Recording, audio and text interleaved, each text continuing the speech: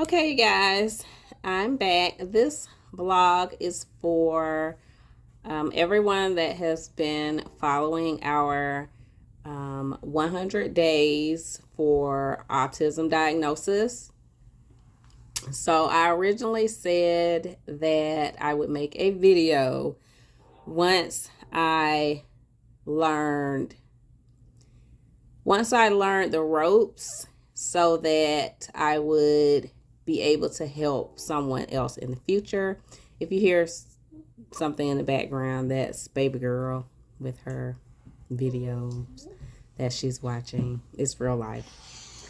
So I said that I would make a video for people like me who are not familiar with autism and are just coming into being neurodivergent, and just giving some resources and some perspective from someone who has completed the first 100 days.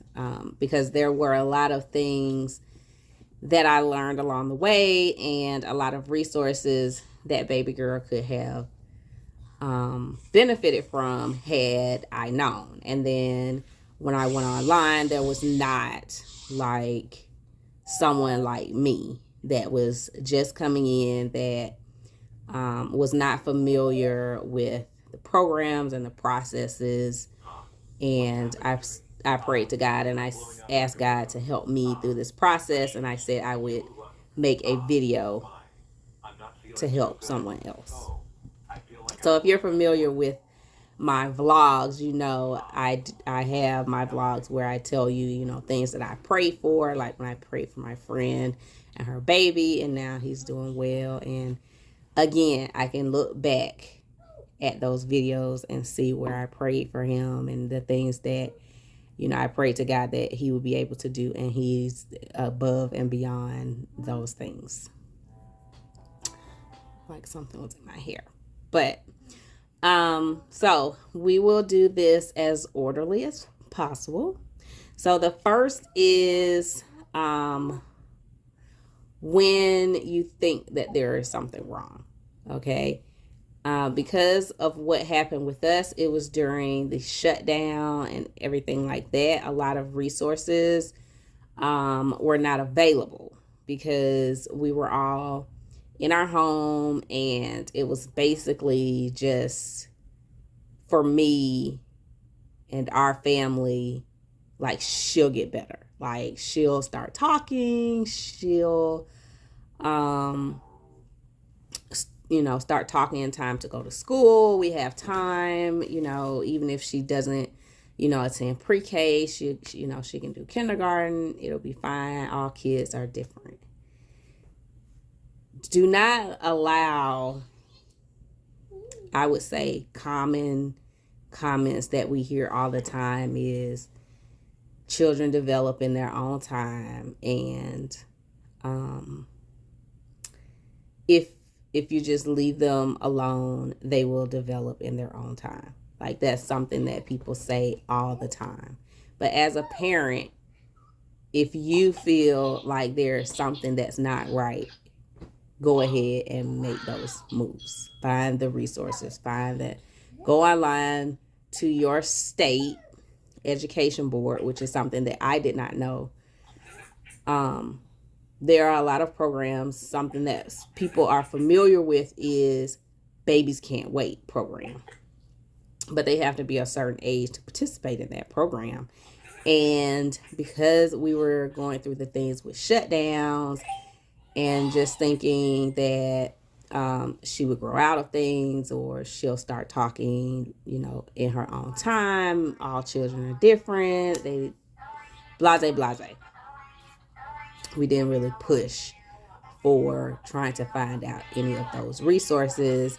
And then by the time her pediatrician was like, she has development delays that at this point should have been further along. Her development should have been further along. By that time, she was too old for that program. She was too old for Babies Can't Wait. But what I did not know is our state education board, through our state education programs, they have additional programs other than Babies Can't Wait, which I did not know. So she could have started school and receiving resources a lot sooner than, even though she wasn't able to do Babies Can't Wait, I didn't know that there were additional programs that she was eligible for until it was time for her to go to school, and I realized she's not ready for school. She's very smart, but because of her delays and the things with behavior, I was like, I gotta find some type of resources, because I couldn't just put her in a classroom with a teacher and expect for the teacher to be able to handle her in the situation, because she is not completely nonverbal, but you can't have a conversation. You can't ask her to do something and then she responds verbally to what you're asking her to do. And she needs a lot of breaks, which are things that we learned after she saw her pediatrician and we could not get her into Babies Can't Wait. She started things like speech therapy, OT. So yes, she can get those services. She can get those with our health insurance. But there are state programs that you can look up and see if it's available for them to go ahead and start, being around other children or being in a structured environment. So that's the first thing.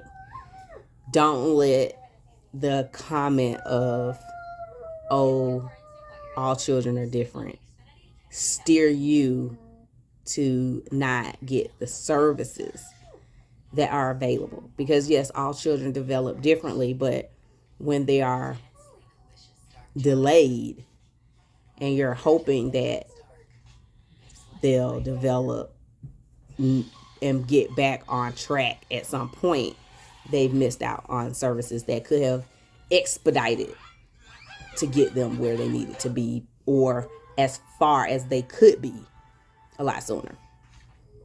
So that's the first thing. Go online, check out the services for your state. For ours, we live in Georgia, so you go to the Georgia education system online and then look for special education. And had I known, I would have been able to go and look for special education is where you need to be looking. And they had where they will evaluate the child, and once they've done the assessment, put them in a program to help them, like pre-K or something like that for our district, where she would have had access earlier to a pre-K that could help her with what she specifically needs for her situation. Because at that time, we wouldn't have had her diagnosis of autism, but we probably would have found out about her autism earlier. Turn it down, please. So, number 2, like I said,